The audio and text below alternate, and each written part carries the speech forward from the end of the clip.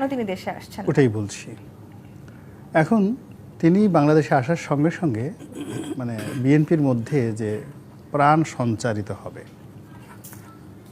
এর বাইরে অন্য কোনো নিউজ, অন্য কোনো ব্যক্তির পোর্টফোলিও আপনি কোনো মিডিয়াতে দেখতে পাবেন না। মানে তাকে কেন্দ্র করে তারেক রহমান সাহেব আজকে কোথায় যাবেন, সমস্ত টেলিভিশনগুলো সেদিকে ছুটছে। তিনি যে বাসায় থাকবেন, সকালবেলা তার বাসার সামনে দেখবেন সব টেলিভিশনগুলো বসে আছে। ওখান থেকে ধরুন বিএনপির নেতাকর্মী যারা বের হবেন, ওই অফিস কেন্দ্রিকই আসলে সমস্ত মিডিয়া চক্রটা ঘুরতে থাকবে।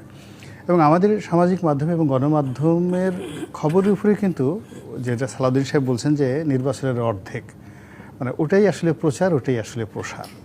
তো সেই দিক থেকে এখন এনসিপি বলেন, ডক্টর মোহাম্মদ ইউনূস বলেন, বা ডক্টর মোহাম্মদ ইউনূসের অফিসে যে সকল পোর্টফোলিওধারী কর্তা ব্যক্তিরা মিডিয়াতে দৃষ্টি আকর্ষণ করছেন, জামাতের যে সমস্ত লোক মিডিয়ার দৃষ্টি আকর্ষণ করছেন, তাদের পুরোটা, অর্থাৎ তাদের জন্য এখন যদি 50% সময় বরাদ্দ থাকে বা চাঙ্ক বরাদ্দ থাকে, তারেক রহমান আসার সঙ্গে সঙ্গে এটা 5%-এ নেমে আসবে।